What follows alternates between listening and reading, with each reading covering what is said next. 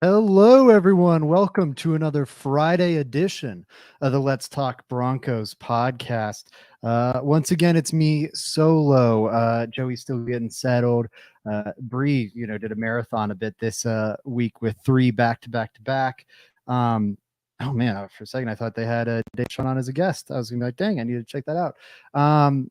But yeah, so today I was thinking it'd be fun. Our Friday shows, we like to keep it a little looser, do some more fun topics, deeper dive stuff, things we don't have to be as, on time with. And today I thought it'd be fun. Let's look at Broncos' recent first round picks. Bo Nix is their first round pick since Patrick Surtain in 2021. So that's a ways back. And then what quarterback they've taken this high since Jay Cutler, which is 20 high selections ago, is how I'm framing this. So what I'll be ranking here, you can see the photos below the little tier list here. What I'll be ranking here are, I went back to the Jay Cutler draft. So it's 2006, I believe. All of the Broncos' first round picks since then, minus Bo Nix, because he hasn't even played a snap yet. I will acknowledge it's too early to make any whatever. So I'll get there in a second. So all the first round picks over that time, and then also cases like Derek Wolfe, where he's a second round pick, but he was their first pick of that draft. And then Mims and Bonitto fall into that bucket as well. What I was about to say and interrupted myself with was I acknowledge that it's too early to make a final determination on Bonitto and on Marvin Mims. I just hyped up Nick Bonitto on one of our recent shows as a breakout candidate, a guy who could take a massive leap. So definitely not set in stone, but as it stands now, how are these picks looking? Okay, sorry, I need to type this out. So I can promote this on Twitter, and then I'll be right back to actually broadcasting. Sorry, y'all. It's always hard, doing it solo. It's like tapping your stomach and rubbing your head, or rubbing your stomach and tapping your head at the same time. We've already got some comments streaming in. That's great, because one thing I want to do as part of this is I really want you guys, I want to decide them together if possible. It'll come down to how engaged y'all are in the comment section. But if we have a good back and forth, I'd like to, Joey and I, when we were going through the final 53 projections, a few weeks back, we were going back and forth and having some give and take. I would love to have that with y'all in the comment section. Need to pull a Perna and make Paxton Lynch his own tier at the bottom. He might just be. I don't know how many Fs there are going to be. Let's get through the comments here. Paul says hello. Bolevin Nix says, yo, a couple of our regulars. Shout out to y'all. Thanks for being here. And Bolevin Nix is also calling Paxton Lynch an F category quarterback. Krat was the one with the Perna shout out. Shout out to you, Krat. Thanks for watching. I'm getting my Kleenex ready. This pod will bring me to tears, with the pun there by Paul. Shout out to you, Paul. Thanks for stopping by. As always, just a little late. LTB, perfect timing. Yeah, hey, to Cody making a live show. Appreciate you being here. I'll drop it really quick, and then we'll get into the show here. Likes, comments, subscribing, super chats, any of that stuff supports us so much. It really is, me, Bree, and Joey running the show. And then we got a bunch of our friends helping us, with Mario and Pat and, Jason, Jacob, Carter, the whole crew, Roby, Frankie, of course. We're just a bunch of friends trying to make this thing work. So any support you guys can give us is always so very much appreciated. And we're 11 subscribers away from me having to do something horrific to myself. So stay tuned for that. That's something worth subscribing for. Okay, without further ado, let's get into the show. What's cool, and I was hoping this would happen, and it looked like it did it automatically, is this isn't sorted chronologically. It's sorted alphabetically, which I think is cool. I was worried if, we went from 2023 back, starting with Mims, Bonitto, so on. I felt like it could be a little repetitive. The same thing if we started with all the guys way far back and kind of worked our way up. So I think this will be a good shuffle. The tiers we're going to work with, for people that haven't seen these tier list type videos before on YouTube. It's your standard school grading system, A, B, C, D, F, right? Everyone's familiar with that, at least in the US. If you're not, A, exemplary, B, kind of what you expect, C, maybe I guess, B is, I guess, a little above average, C is average, D is subpar, F is failing. And then you've got the S tier, which, video game fans might recognize. That's where you have your like supreme talents, your super standout selections. So yeah, without further ado, let's finally get into this. I'm going to take a sip of water though. All right, let's go. First up, Bradley Chubb, which I think this is a fun one. We're starting off a little complicated right off the bat here. I don't know. I feel like I would set the floor at a C. He was a top 5 pick. There's the whole there's the whole Josh Allen of it all. So I could see some arguments for him maybe being lower than that. But in a vacuum, he was a really good player for this team. He missed one season with injury, and then was traded halfway through his 4th season. So really played like 16, 40, so that's 30, 41 games. He played like 2.5 seasons for the Broncos, which is pretty dang, like subpar, for a top 5 pick. But when he was on the field, he was awesome. Borderline defensive rookie of the year. As a rookie, finished 3rd behind Derwin James and Shaq Leonard, I believe, who just, were standout rookie talents in their own right. That 12 sack season wasn't really able to replicate that, but I think we saw last year in Miami with the 11 sack year, even in 2022 with what he did in Evero's defense. Like, I think the talent was always there. It's just been injuries. That's kind of been his trouble. And now, unfortunately, that's ringing true. That's ringing true again for him here in Miami. Hopefully that turns around, but bummer for him right there. So I think the play on the field was pretty positive. Like, I really think about that Evero year where he was such an elite talent, and the moment you removed him from the defense, this defense got bad. Like, it took another step down when you swapped out Evero for VJ, but this defense stopped being elite the moment they traded Bradley Chubb. So like, that sits in my mind in the positive column. Valuable position, that helps too. Negatives, the injuries we mentioned, and then the Josh Allen thing. Paul saying Chubb is a C, injuries in the Josh Allen thingy, but being top 5 pick, yeah, C. I agree. C is good. Injuries hurt, and best season was rookie year, right? Yeah, and that's the thing. Yeah, I think there's a lot of negatives here, right? I think you could argue whether or not the best year was his rookie year. It was certainly his most productive. I think I remember at the time there was a lot of arguing that, he was really just cleaning up Von Miller's sacks, and his stats were fairly inflated. So, I think you could argue whether or not that was his best season, especially with how good 2022 was, even how good 2023 looked prior to injury. But again, I'm going to only focus on what they did during their Broncos tenure. By the way, I'll mention the Dolphin stuff just because I think it's context, but I'll be tiering these players based on what they did for the Broncos. So like Bradley Roby, I won't be, really focusing on his Saints or Eagles tenure all that much. Paul says he loves Chubb the guy. I'd agree with that. Just being in the locker room, he was always kind of mild-mannered, but very easy to like guy.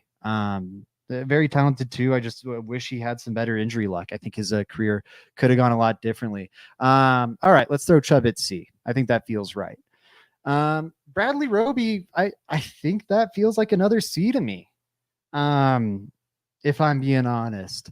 What did they get out of Bradley Roby? They got I think he stayed around his entire rookie deal. I don't think they re-signed him once it expired. Yeah, let me see. That's right. Yep. They picked up the 5th-year option on him and then let him walk. Went to Houston, then New Orleans, and then most recently in Philly. He only missed one game during his Broncos tenure. Credit to him there. Finished his Broncos tenure with 7 interceptions and 3 defensive touchdowns. Wait, no, 2 defensive touchdowns. Excuse me. Still kind of surprising. 60 passes defensed. And that's his first 5 years of his career in Denver. Has 25 over the next 5 years. So they've definitely got his peak years. Looks like they might have made the right choice to let him go.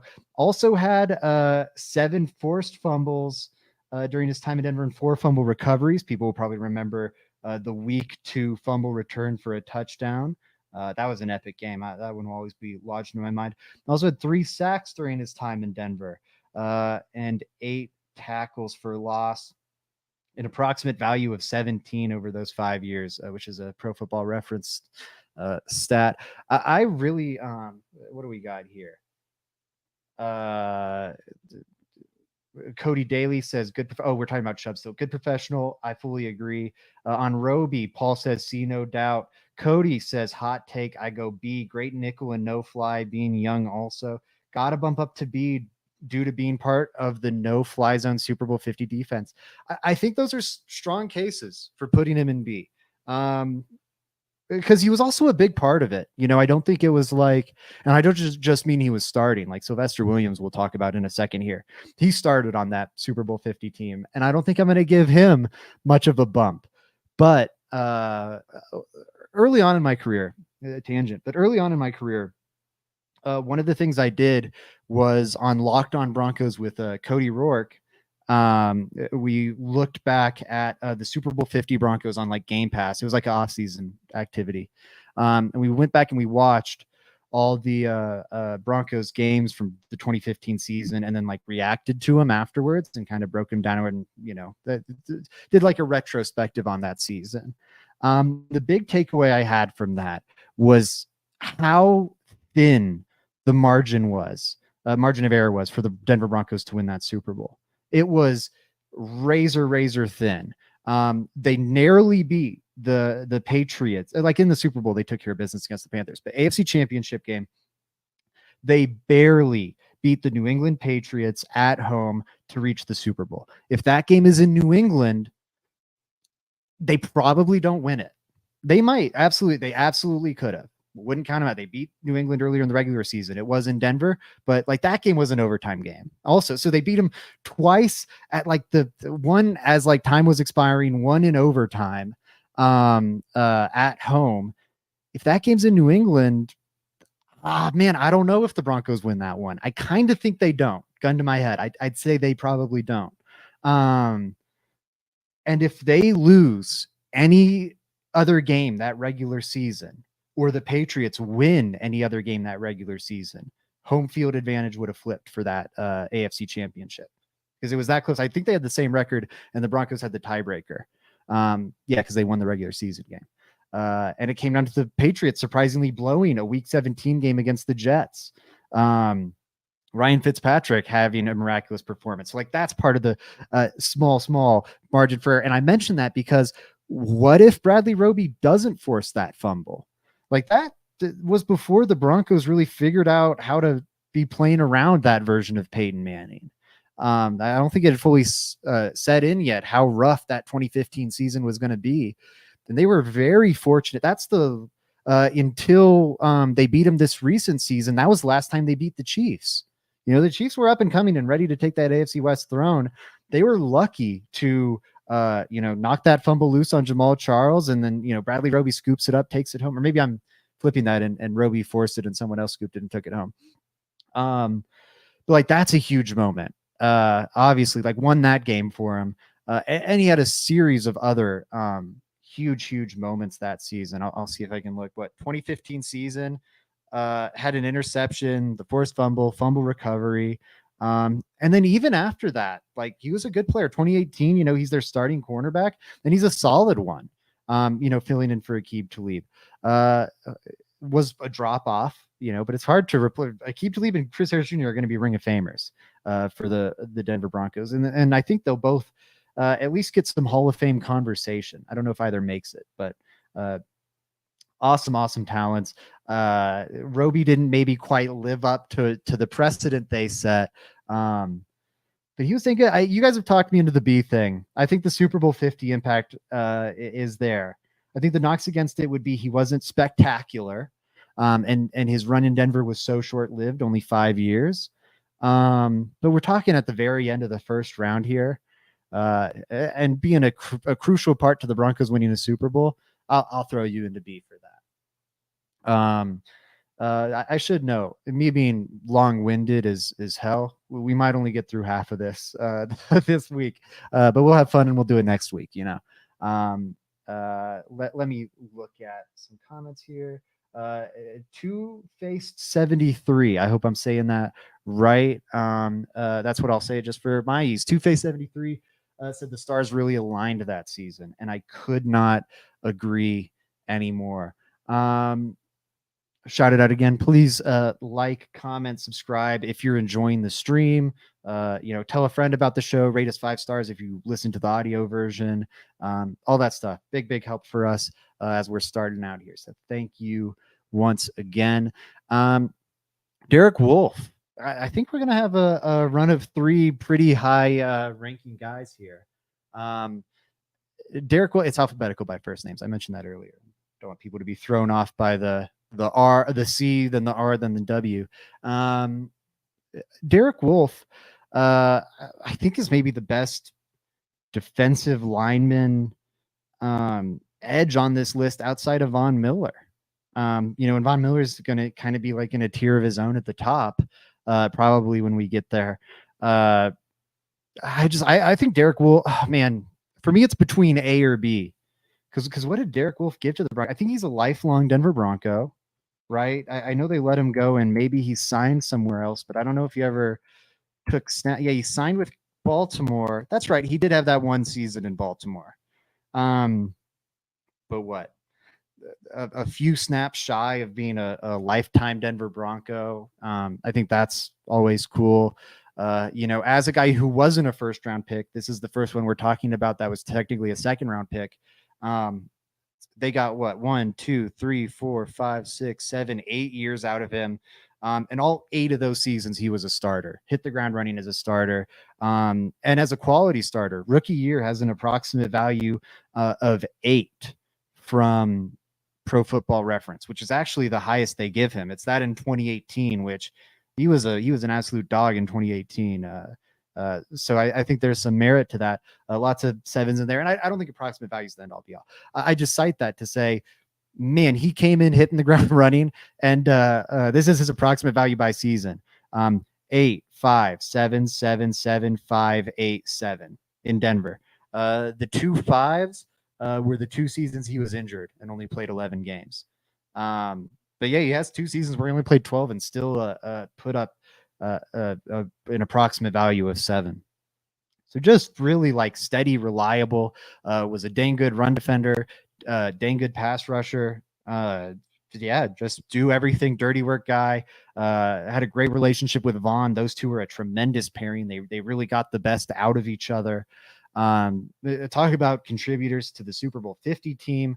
I thought he was a vital piece of that Super Bowl 50 squad. Him and Malik Jackson on the front created interior pressure.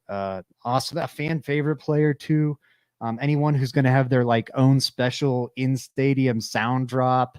I feel like that on its own doesn't give you bonus points, but what it evidences, I think, is worth bonus points, which is being a dang good player who regularly made plays and was a fan favorite.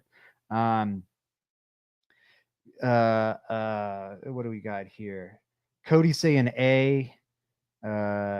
Says Vaughn has said he wouldn't have the career he did without having Derek in front of him.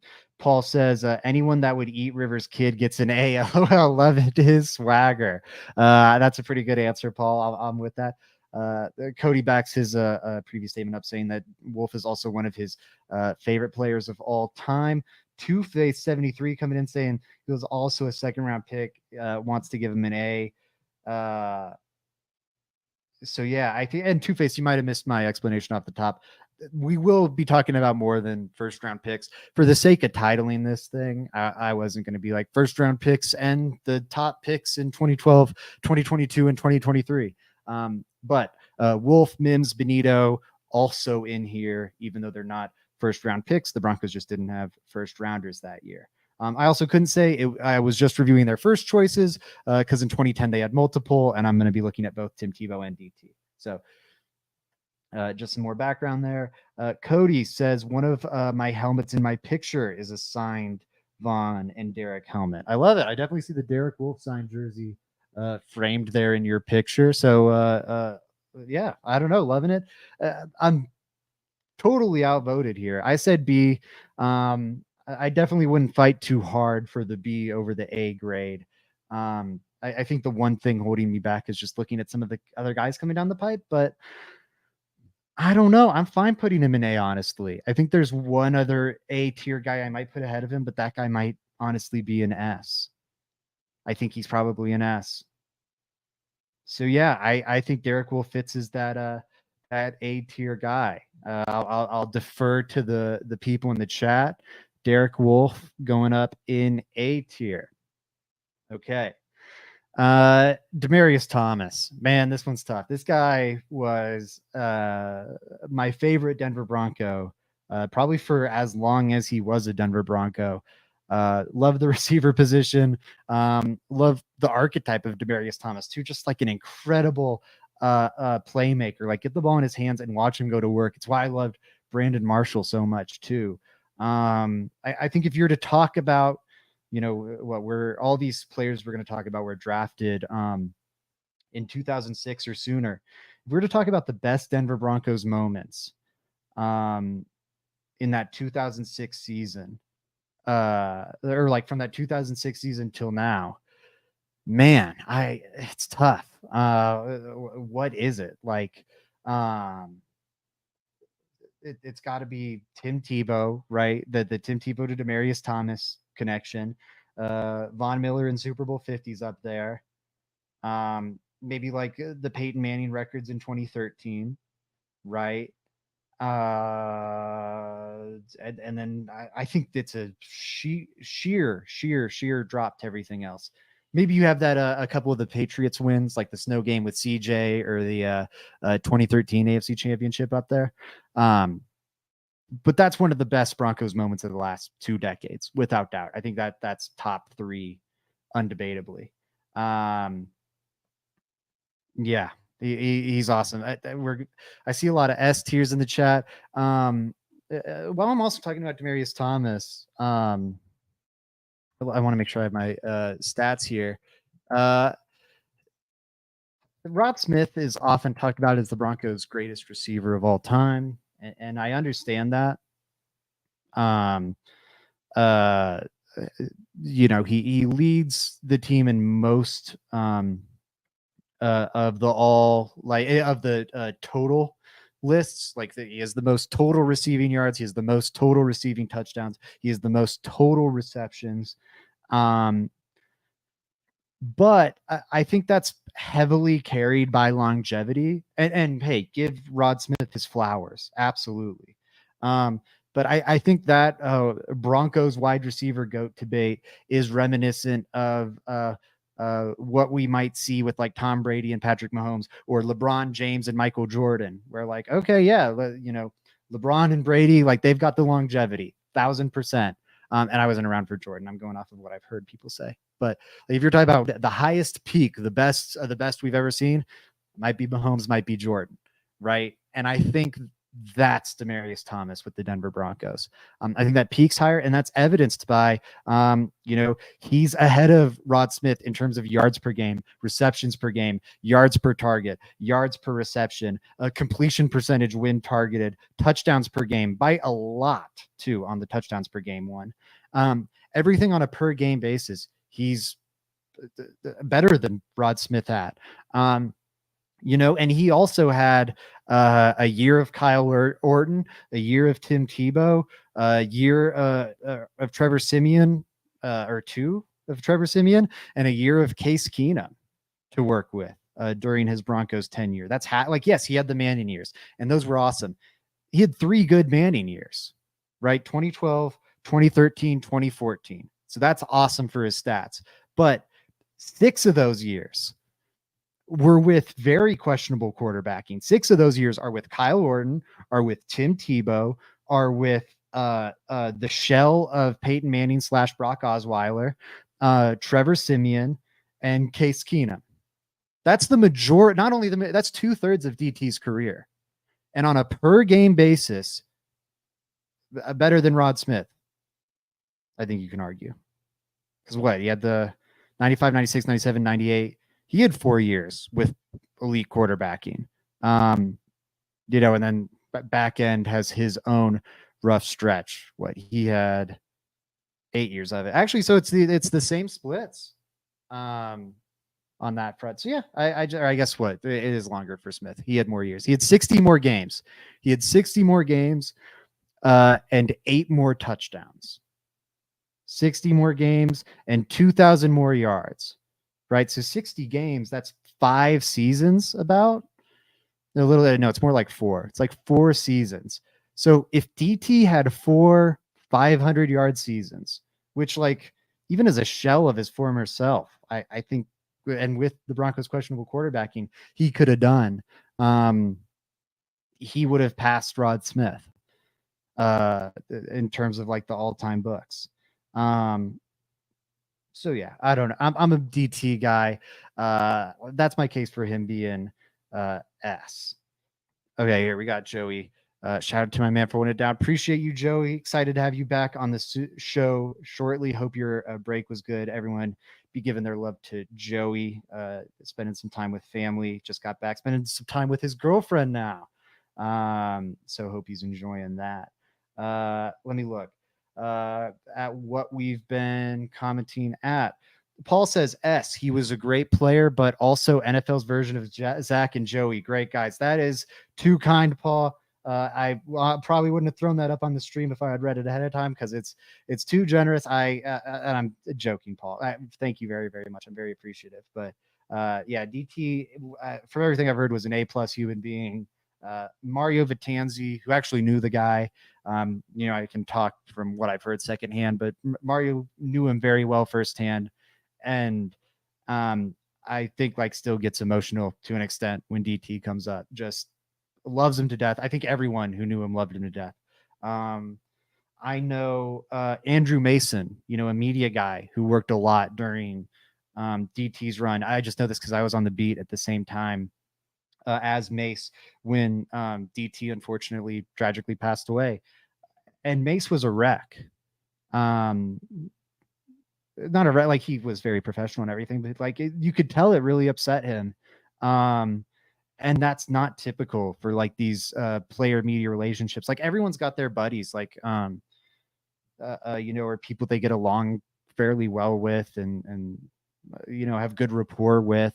But I think it's pretty rare that people care as much about a player, like media members care as much about a player as they did Demaryius Thomas and all the people too. There was a lot of heartbreak about just the tragedy of that situation. And a lot of Broncos players I know were, I don't know if this story was, a lot of Broncos players were upset about it. I forget if that the story I was going to quote was public or not. And, considering the sensitivity of the matter, I don't want to be wrong, but players were beat up and so incredible person, incredible talent. The numbers are there. The impact is there. Again, this guy's a Super Bowl winner, 2-time AFC champion during his time with the Denver Broncos.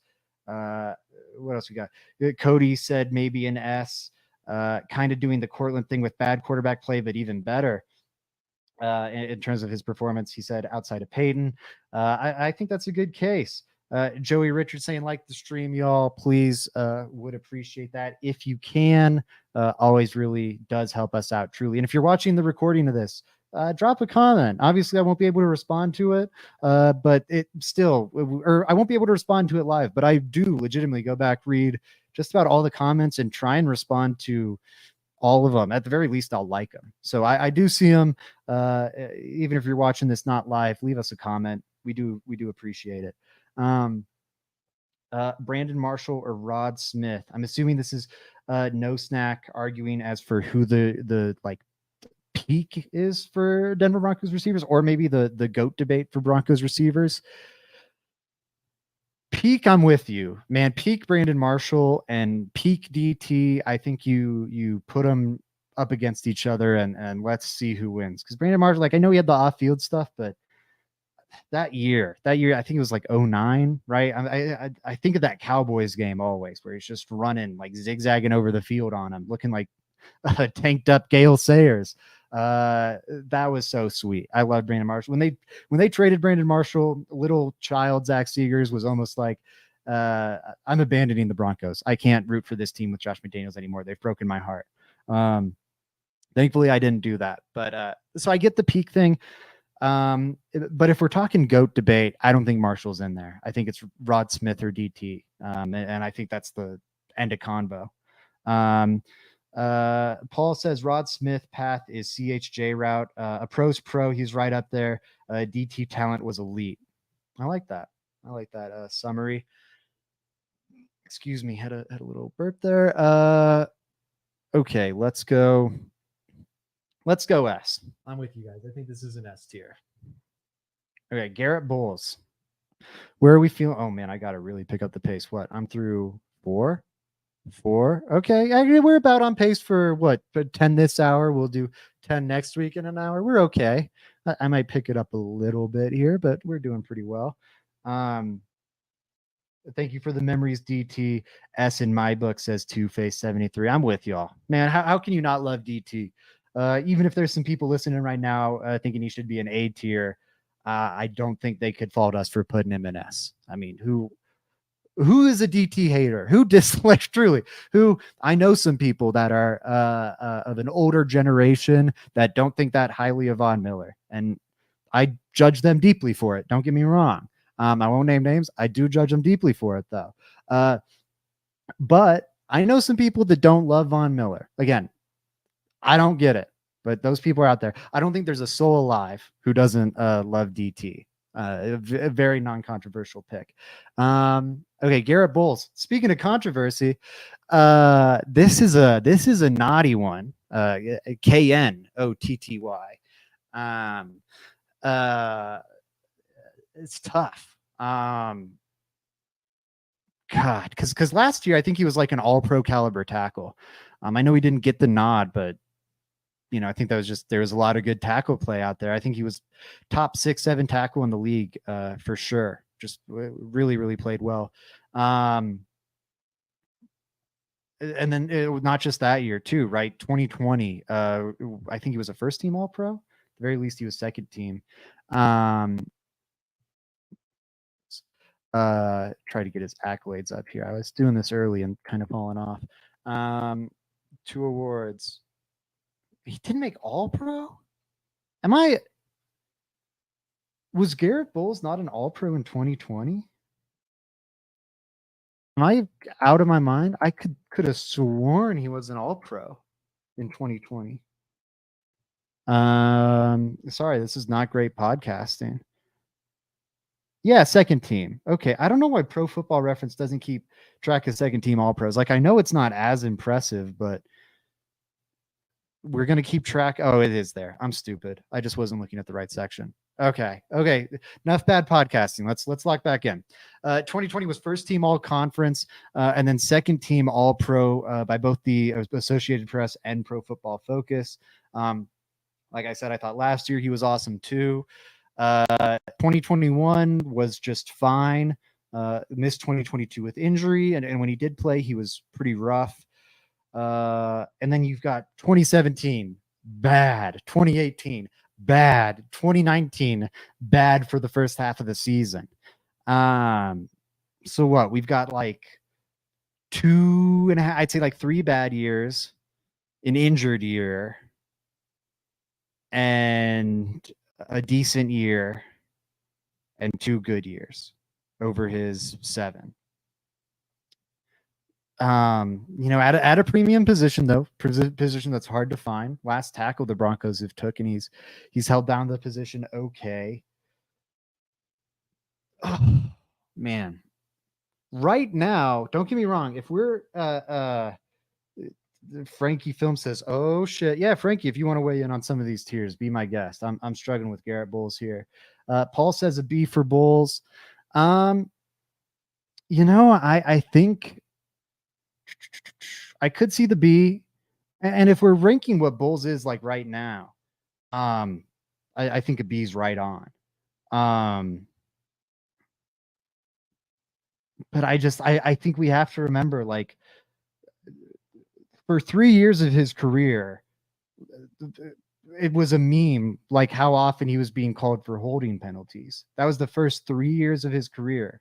And he's only had six healthy seasons, rather.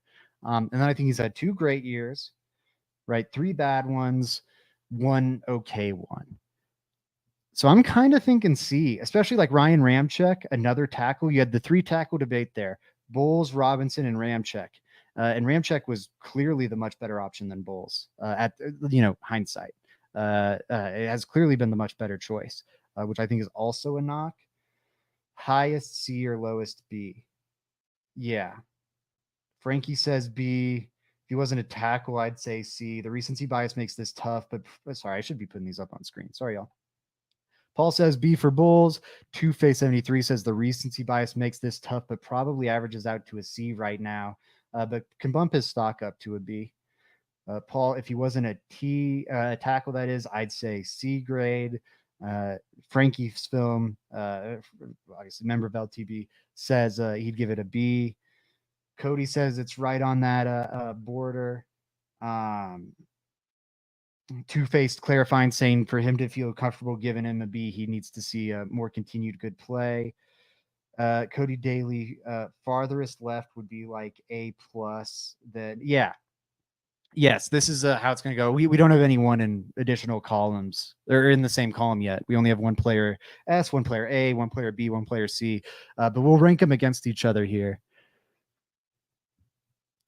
Yeah. Okay, I'm with you guys. I'll go B. I think, especially if we're looking at Roby being a B, it's tough. I do think he's right there between Chubb and Roby.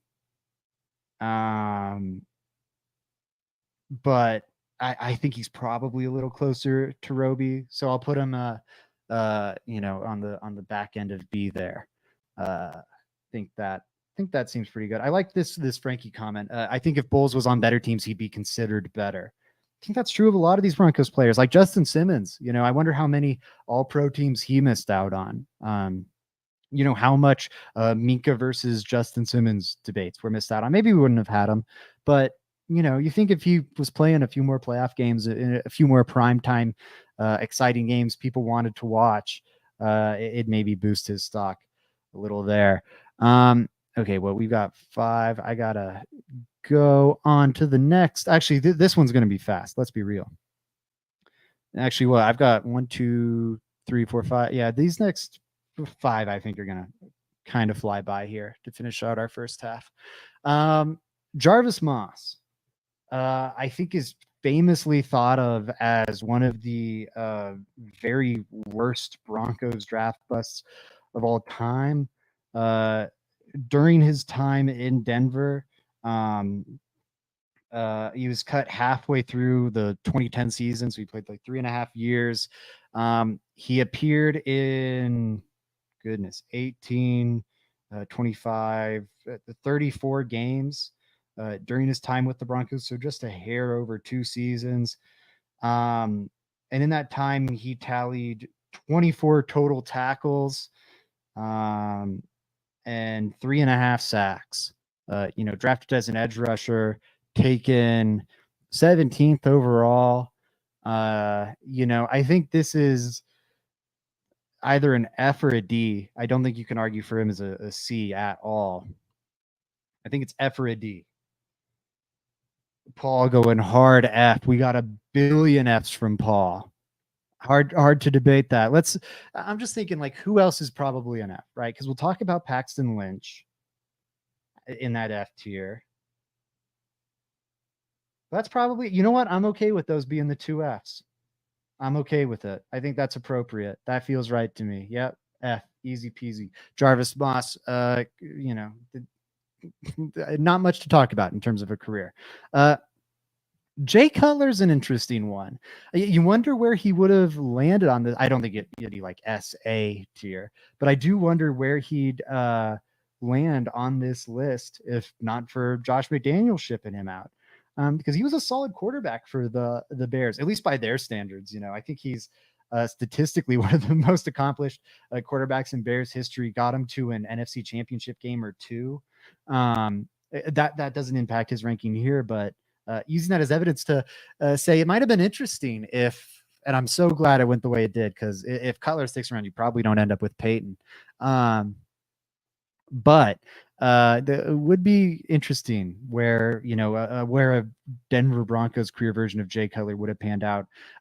Jay Cutler, while we're talking about him, fun fact: only quarterback the Denver Broncos have drafted higher than Bo Nix.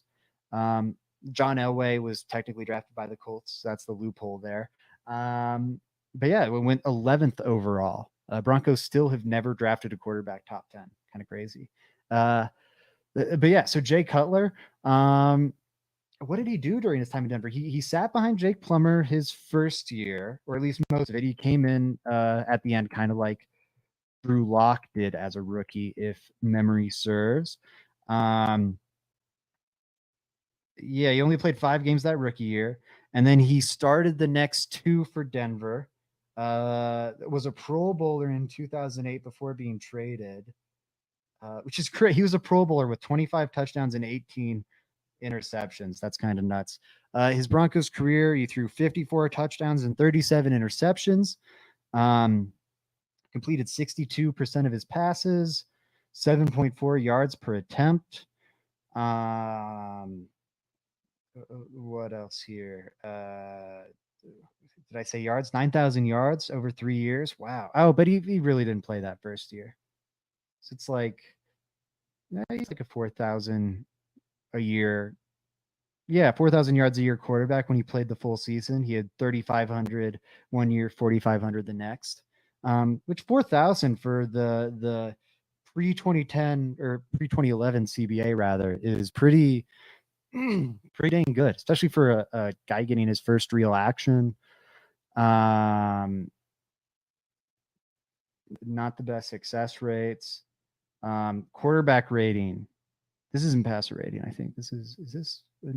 No, yeah, that's QBR. Okay, so 64.3 and 61.9 the 2 seasons he played. So little above average per ESPN's QBR metric. What are we saying in the comments here? Jarvis Moss did so much on the field, I forgot he existed. It's funny. Victory Lap says, yo. Then we got that dumbass coach from New England. Yep. Cutler B, but it's hard to grade because of the head coach. I'd agree. I don't think it's necessarily his fault he got shipped out. Maybe he wouldn't have been that great. I don't think he was a superstar to the point where you'd put him in A, but I think it was looking promising. I think B tier feels right. Though if we're talking about impact, I don't think it's as much as Roby, right? We talked about what he did for the Super Bowl 50 Broncos, which is giving Roby a bit of a bump. And I don't think he has the highs of Bolles. Bolles has gotten all pro votes a couple times, which even if we want to say, Bolles had 2 elite seasons, 1 so-so season. Jay Cutler only had 3 seasons in Denver. And I'd say 2, and I don't even have to say this. He had 3 seasons in Denver, 2 where he played, and I'd say those 2 were more of the so-so degree than the great. So I think putting him behind Bolles there feels about right. What do we say? Cutler B? Yeah, that's what Paul said, by the way. Should be throwing these comments up on screen for y'all. Not as good at Bree at this, as Bree at this. Couldn't get us to the playoffs, though. Those losses at the end of the season were ugly, especially against the Chargers. C.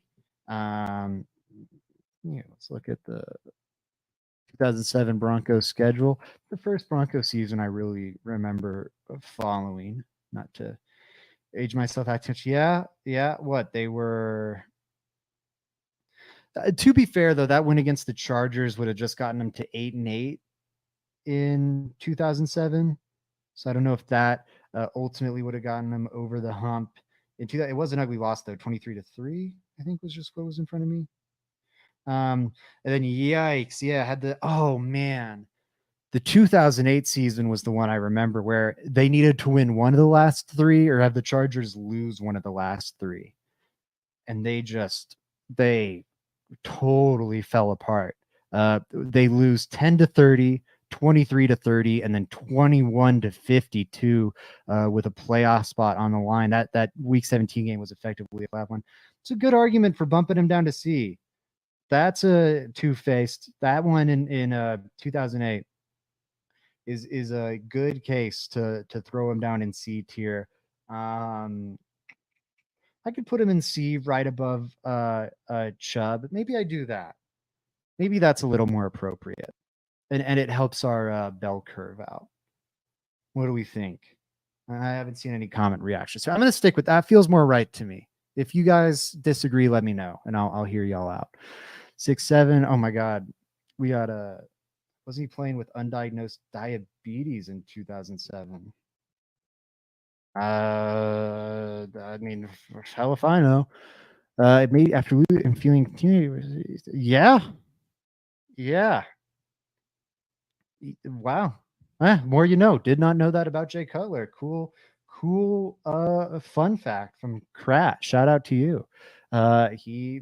His first 2 seasons in Denver, he had undiagnosed diabetes. Wow. All right. Anyways, on to the next. Jerry Jeudy. Ooh. This is I think this is our first D tier. I think it's tough. His stats are a lot better than you'd expect. I'll say that. If I'm remembering right, maybe I'm totally making that up. Yeah, he had 3 seasons going over 750 yards. With very questionable quarterbacking play. The one year he didn't was the one where he was super injured. In terms of yards from scrimmage, it's the same. I don't know what I'm talking about. But yeah, only 11 touchdowns. The drop problems are always going to come up with him, and that's very legitimate. I thought the 2022 season was pretty nice from him and very promising. Had me excited for what could maybe be around the corner with him, but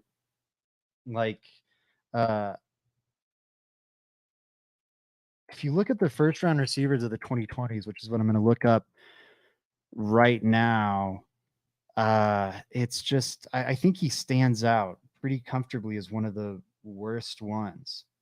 He outperformed Henry Ruggs because Henry Ruggs went to jail, but prior to that horrific incident, Henry Ruggs was looking like the better NFL player. CeeDee Lamb, undeniably better. Justin Jefferson, undeniably better. Brandon Ayuk, undeniably better. T. Higgins, that's pick 33, undeniably better. Michael Pittman, undeniably better at 34. Right? It's ugly. And then you go to 2021 and you look at the wide receivers. Jamar Chase, so good. Jalen Waddle, so much better. Devontae Smith, so much better. Kadarius Toney, probably in that same tier. Rashad Bateman probably falls in there. The point being,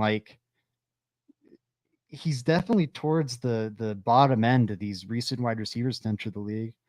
London's been better. Garrett Wilson's been better. Jamison Williams is probably in that same ballpark. Dotson, same ballpark probably. Burks worse. Burks and Rager are the two I feel comfortably or easily saying are worse than him. Christian Watson, I think, has been a little more impressive so far. 2023. The rookies, right? Zay Flowers already looks better. Jordan Addison already looks better. Johnston looks rough. And then Jackson Smith and Jigba, we'll see. I think, these wide receivers turn out so well now. I don't think Jeudy's that. Paul's arguing for him as a C. I'll hear the argument for Jeudy as a C. For me, he's a D. I think you pass up on CeeDee Lamb and Justin Jefferson, who I think are, 2 all-pro level receivers. And it shouldn't factor into the Jerry Jeudy thing, but the Broncos go, oh my God, we need to add receivers to help Drew Lock out. Excuse me. And they go Jeudy and Hamler. who are two of the worst receivers to go in the top 46. Like outside of those two, it's like Rager is the only one that didn't pan out. And Ruggs, of course. Love not having to listen to conversations about Jerry Jeudy's potential this offseason. Two-Face says, not going to lie, love not having to listen to conversations about Jerry Jeudy's potential this offseason. I think that's pretty fun. I think more stable org is what Jeudy needed. I think he has the talent, but not the maturity yet. And you know what? I think that's a very valid take. You know, maybe if the Broncos take Justin Jefferson and Jeudy goes to Minnesota, we get a better version of Jeudy and a lesser version of Jefferson. I don't think we'd, see the two talents flip. But they'd probably be closer to one another. That said, I don't know how confident or comfortable I feel excusing Jeudy's maturity here. For me, I think I got to go D, unless someone wants to stake the claim for him as a C draft pick. But I think I'm going D for right now. Okay, that leaves us with 8. Last 2. All right. Knowshon Moreno. You can't really see it here. I thought that picture would come out better, but he's hurdling a guy, a Patriot player, no less. His production is close enough to Sutton that it might bump him up to a C, Krat says, which is valid. His production was right there over the last 4 years. It does not feel like it, but even last year, his production is right there with Courtland Sutton. And you would not think that because Courtland Sutton's impact was it felt so much larger at the least, but statistically they were very, very similar. We'll see. We'll come back to that next week. I think I'll have Joey join me next week and we'll review a couple of these borderline cases. Maybe. How about that? Okay. Knowshon Moreno. Let's pull up his stats because it's hard to remember him much in Denver, right? Like I remember, Willis McGahee kind of just coming in and taking the starting job from him and him kind of being relegated to this secondary role up until that 2013 season. Now, I do think he should get some praise for the 2013 season, right? I'm curious. When was he? He was their leading rusher in 2010. Okay. Then 2011, it's Willis McGahee and Tim Tebow and Lance Ball and then Knowshon Moreno. I think injuries were the case there. 2012, Willis McGahee, Knowshon Moreno, Ronnie Hillman, kind of on the same cluster, but Willis McGahee was definitely the lead back. And then 2013, it's Moreno's time to shine. It goes over 1,000 yards. This is comfortably the best year of his career. Over 1,000 yards rushing, 10 rushing touchdowns. Still not a good rushing success rate though. That's kind of interesting. And then was used a lot more as a receiver. Had that good relationship with Peyton Manning. Of course, had the famous sobbing moment this season. I just looking at the stat, I'll tell you guys. Looking at the stats, I don't know if he can be a C player because wasn't he the 12th overall pick, and they took a running back, right? So that's already off to a rough start. I remember when Bolles was up, we talked about, hey, he's a tackle, so maybe he should go in B. Okay, we're talking about a running back that goes top 12, and over 5 seasons has 3,500 yards, not even 3,500 yards, averaged less than 700 yards a season. Only had one 1,000-yard season in terms of total yardage. That year did go, 1,500 overall. Second in terms of comeback player of the year voting in 2013. I did not know that. All right. Hey, good shit. Was third in offensive rookie of the year votes as a rookie. I'm surprised by that too. The stats aren't that impressive to me. I feel like this is a D tier. I could get talked into C, but I feel like this is a below average draft pick. I don't think it's atrocious, but you get a running back and you sign a free agent to start ahead of him by his second year. And there's some coaching turn. Actually, there's not, because he started in 2009. That's McDaniel's first year, I'm pretty sure. So it's not even like a coaching change thing. Solid C, maybe a revisit. Good, but didn't live up to the hype coming out of Georgia. Definitely didn't live up to the hype. I remember watching a Knowshon Moreno hype reel as like a 11-year-old or whatever and being like, this guy's going to be the coolest. And he was not, unfortunately. I'm thinking D. I'm like, because C for me, again, C I'd say is average. Like, is that what we, and granted, I'll also acknowledge this, 2009 was a very different time in the NFL. So drafting a running back was more acceptable. But I feel like if you draft a running back 12th overall, you're already looking at like a below average outcome, probably. And then that running back like only gives you 2 starting seasons. I think that's a D. To me, that's below average. Enough to the point where I'd put it in D. I honestly would put it behind Jeudy. I think Judy's better. Excuse me, my throat's really drying out here, which is good because we are, well, it's not good that it's drying out, but it's good that we're at the last pick because it is drying out. We got Marvin Mims here. What do we think, folks? And I'll also acknowledge, like, we're very early in this guy's career. Right now, I kind of would say C.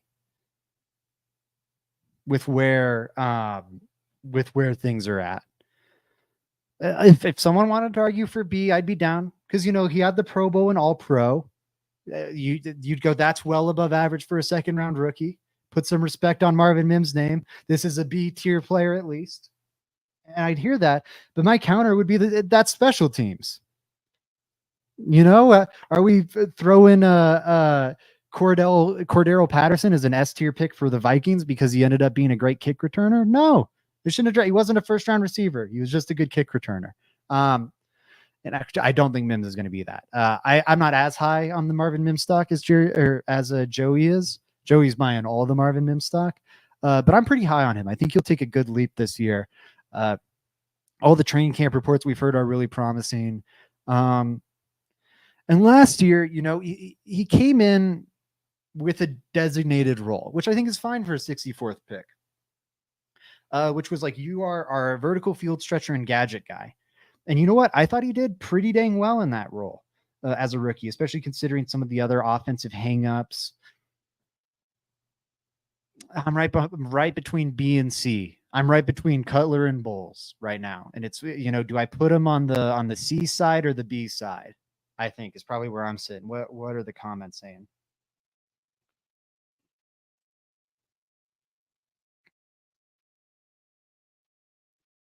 D where he was drafted. Wait. Oh, Mims is okay. You were on Moreno. I was like, dang, Mims a D. Mims a C so far. That feels right to me, right? Yeah, a Knowshon versus Jeudy debate will be fun next Friday. We'll get into that with Joey for sure. And we're gonna get to have Joey hype up Ryan Clady, his all-time favorite player. So definitely don't miss next week's. That's gonna be a ton of fun. Yeah, Marvin Mims C. Like, what's the debate against it, right? You could say he should be higher because of the All-Pro Pro Bowl thing, but that's just special teams. I don't think that's enough to knock him up as the 64th pick. You know, if he was a 7th rounder, I'm with you. I don't think that's enough there. Yeah, I don't know. And then against it, I'd say, you know, the coverage stats, he was a one-trick pony. But for me, like, okay, the 64th pick was a one-trick pony as a rookie, but a dang good one-trick pony, though granted a one-trick pony. So you're putting him in D tier? That seems too harsh for me. I also think, you know, we'll talk about this with Nick Benito next week. These guys that haven't played as much, I think it's going to be harder for them to move to either of the polls, right? To be as a rookie in the S tier would be crazy. You'd have to be so stellar. If you were on that trajectory, even you might be in B or A tier because it's like, hey, let's see this sustained. And same goes for the negative end of the spectrum. So I think you're just naturally going to be pulled to that middle of C. This time next year, the debate is between B or A. Let me read this whole comment. Two-Faced says, agree with the C for now. Hopefully this time next year, though, the debate is between B or A. Amen to that. And I think that'll, let me drop him on this tier thing, and then we'll close out. Boom. Okay. This is also public, by the way. You won't mess with mine, but I'll tweet out the link to this tier maker so you guys can make your own tiers. Send them to us on Twitter. Either at us, at Zach Segars, at Bremastis303, at JR Drafts, or the show at the LTV podcast. Send these to us. I'd be curious to see how y'all rank these, and not just the people in the live chat as well. Again, thanks for watching. Thanks for stopping by. It was a really fun one. And until next time, everyone, let's go Broncos.